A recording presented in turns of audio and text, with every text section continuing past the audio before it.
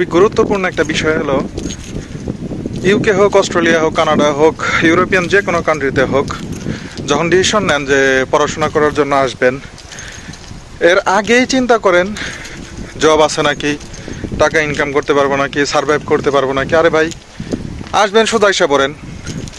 বাংলাদেশে থাইকা এই জায়গায় কি হবে না হবে এটা প্রেডিক্ট করে লাভ আছে?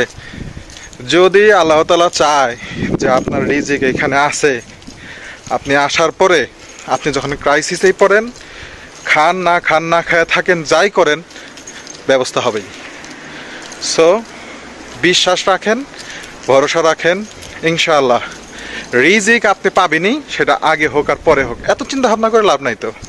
আসবেন, কাজ খুঁজতে থাকবেন, কাজ পাবেন, পাবেন না যখন সময় হবে পাবেন।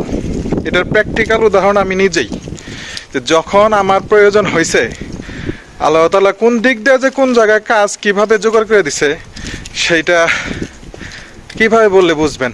যাই হোক, ওই টপিকে না যাই, এত রিসার্চ না করে সোজা আইসা পড়েন, ইনশাআল্লাহ বাকিটুকু আল্লাহ তাআলা দেখে নেবে।